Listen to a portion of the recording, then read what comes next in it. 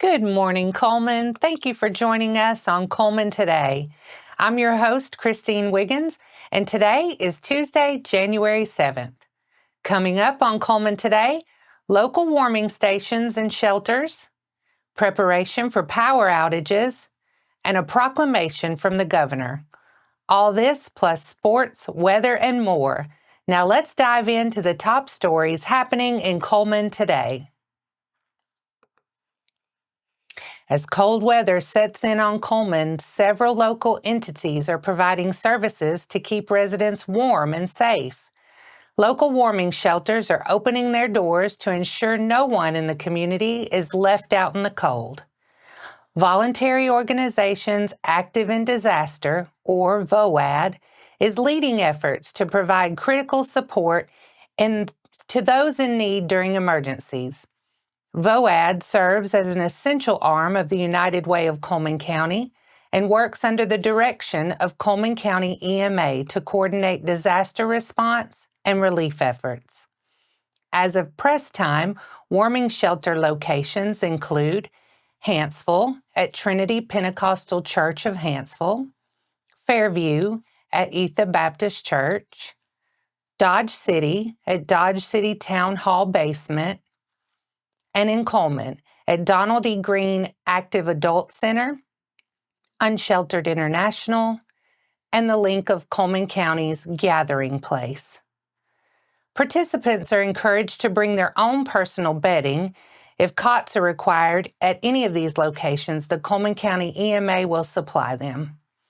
Cullman County Commission on Aging has 7 full-time senior centers throughout Cullman County, providing lunch and a warm place to socialize Monday through Friday, 8 a.m. to 1 p.m.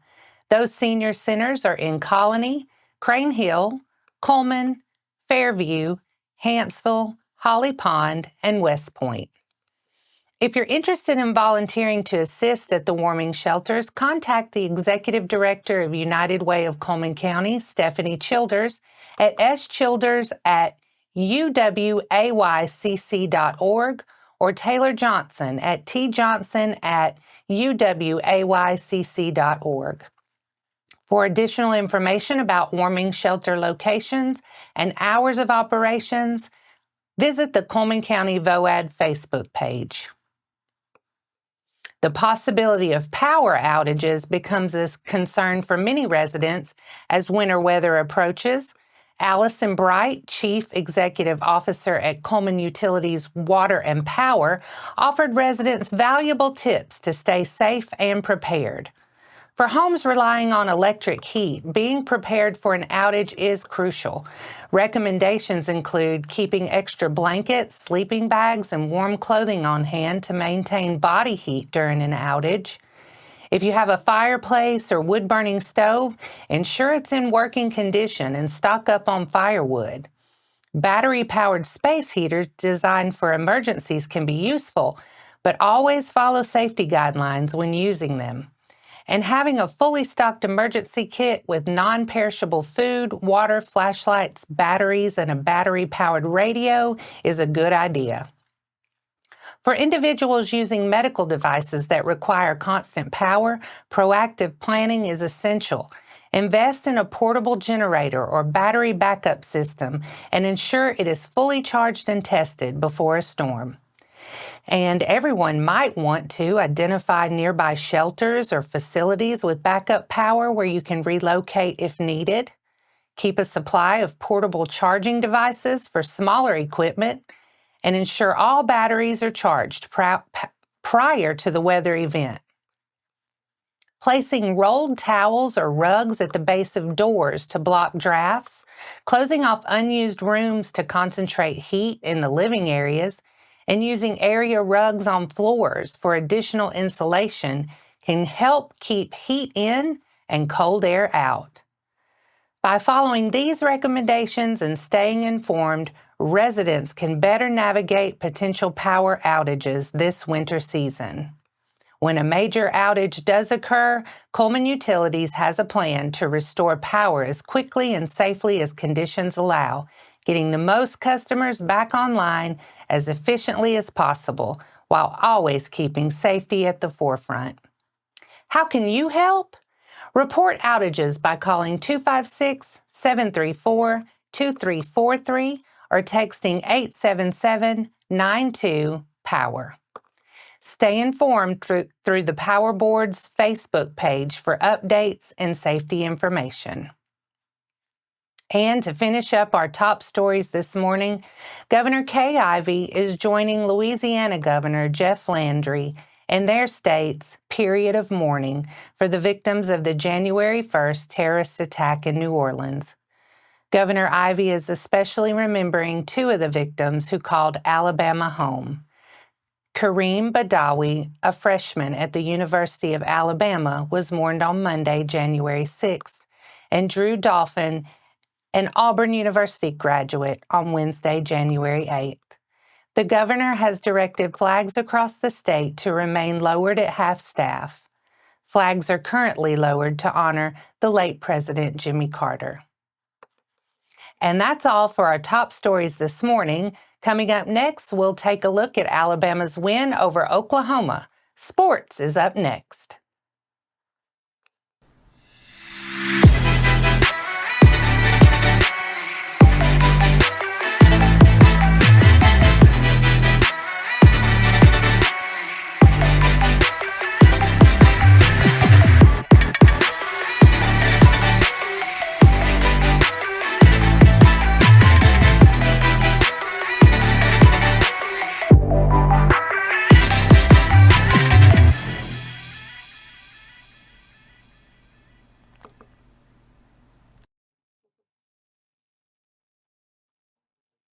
Welcome back.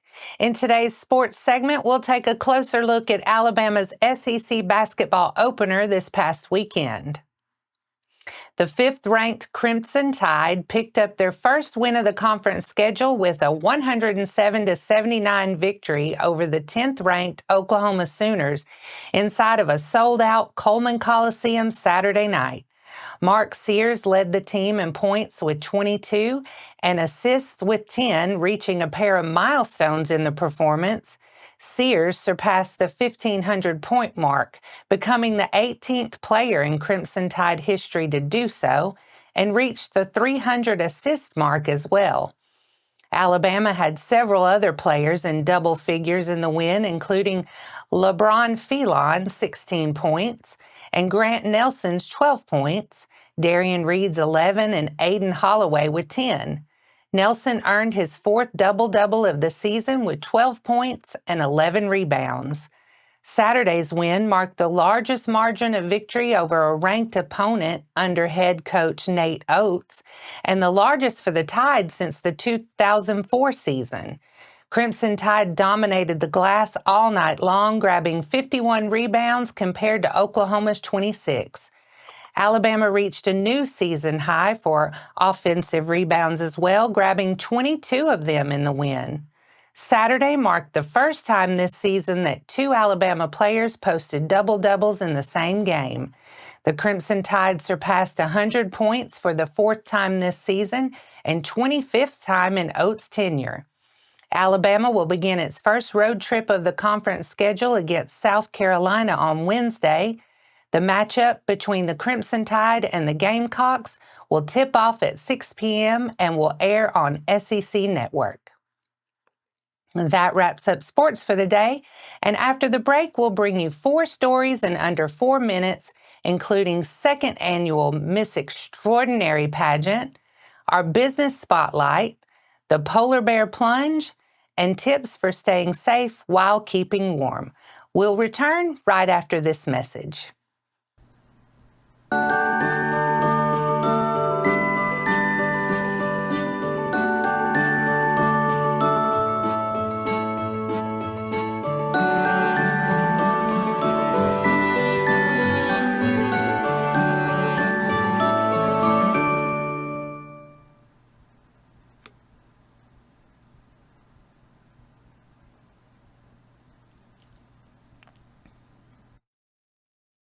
Welcome back.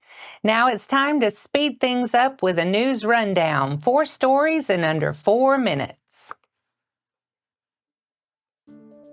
The second annual Miss Extraordinary pageant is coming up. The pageant is hosted by the Cullman County Child Development Center and highlights beauty, confidence, and empowerment. There's a Miss Extraordinary division for students with different abilities to be able to showcase their beauty and grace on stage as well, which according to the center's paraprofessional Michelle Johnson was a crowd favorite last year. The CDC serves students in grades K through 12 with special needs, with a goal of them one day being contributors to the community and having the skills to live independently. The pageant will be held on Saturday, January 18th at 8 a.m.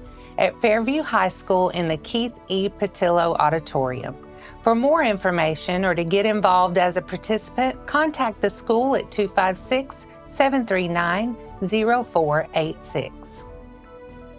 And now in our business spotlight, Hanceville native Danielle Haley recently started a new business venture, Danny's Classroom Cleaning Services. Haley discovered a true passion for cleaning and decorating after assisting her cousin in transforming her classroom into a cozy and organized space. Haley is available to educators in the Hanceville area who might need a hand maintaining a clean and inviting classroom environment, organizing supplies, or creating aesthetically pleasing spaces.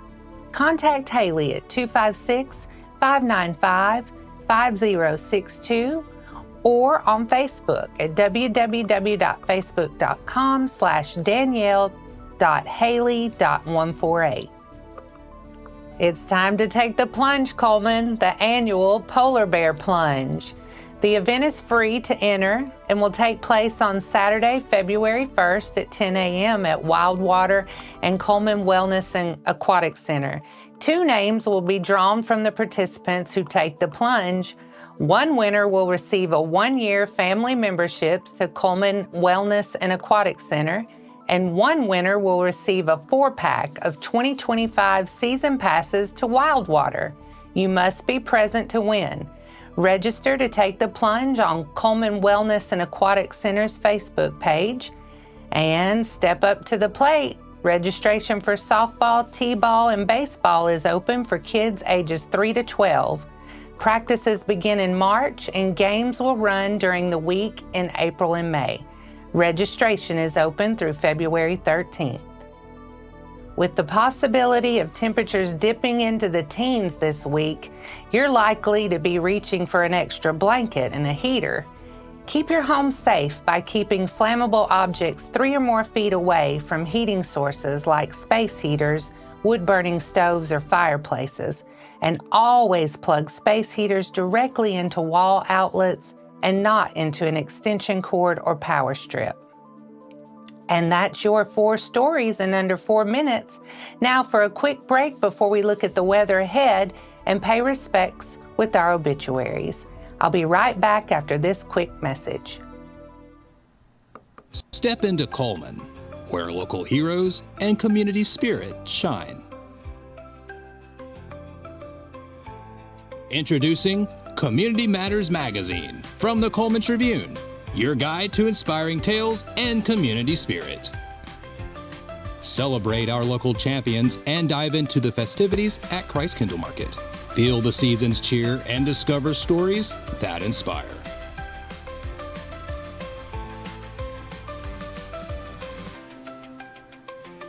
Community Matters Magazine. Connect with your community. Find your free issue at these locations or download a copy online.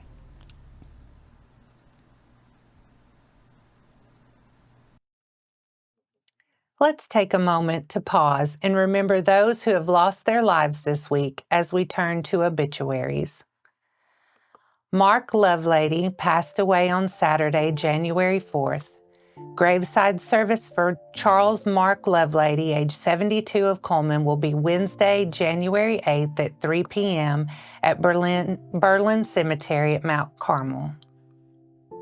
Maureen Elizabeth Rhodes of Cullman passed away at the age of 100 on Thursday, January 2nd.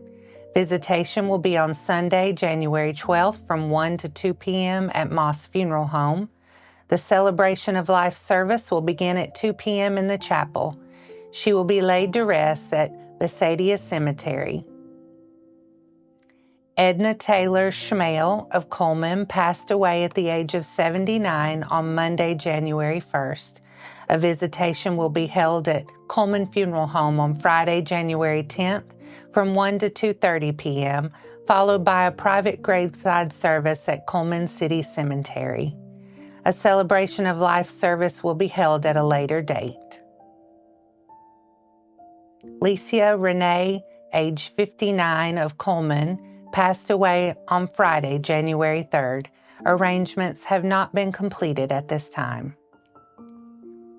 Sandra Nat passed away on Sunday, January 5th. Funeral services for Sandra K. Nat of Hanceville will be at 11 a.m. Thursday, January 9th at Hanceville Funeral Home Chapel. Visitation for the public will be from 5 to 8 p.m. on Wednesday, January 8th at Hanceville Funeral Home. Burial will take place at Alabama National Cemetery in Montevallo, with the committal service beginning at 10:15 a.m. on Monday, January 13th. Gerald F. Bailey of Cullman passed away on Saturday, January 4th. Visitation and funeral service will be held at Moss Service Funeral Home on Thursday, January 9th. Visitation starts at 10 a.m. and the funeral service will be held at 11 a.m. Burial will follow at Walker Memorial Garden Cemetery in Jasper. Edward John Graveman of Cullman passed away at the age of 99 on Friday, January 3rd. Visitation will be today, beginning at 6 p.m. at Sacred Heart Catholic Church, and a rosary will be at 7:30 p.m. A funeral mass will be held at 10 a.m. on Wednesday, January 8th at Sacred Heart Catholic Church. Interment will follow services in Sacred Heart Catholic Cemetery. Leland Sandlin, age 92 of Trussville, passed away on Friday, January 3rd. His funeral services will be held on Wednesday, January 8th at 11 a.m. The family will receive friends from 10 to 11 at Moss Service Funeral Home. Our thoughts and prayers go out to their friends and families. Now let's take a moment to look ahead at today's weather forecast.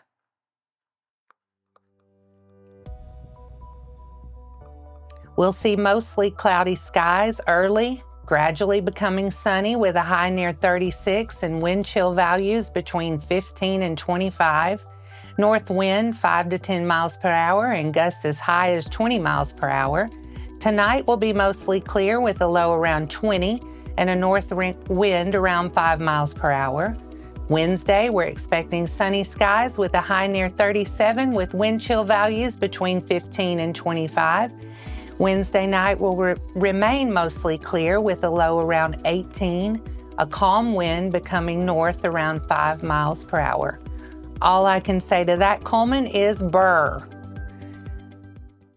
And that wraps up today's edition of Cullman Today. Thank you for sharing your morning with us, and remember to stay connected by following us on social media and visiting CullmanTribune.com for the latest from our community. We'll be back bright and early tomorrow morning at 6:30, but until then, I'm Christine Wiggins with Cullman Today, wishing you a terrific Tuesday.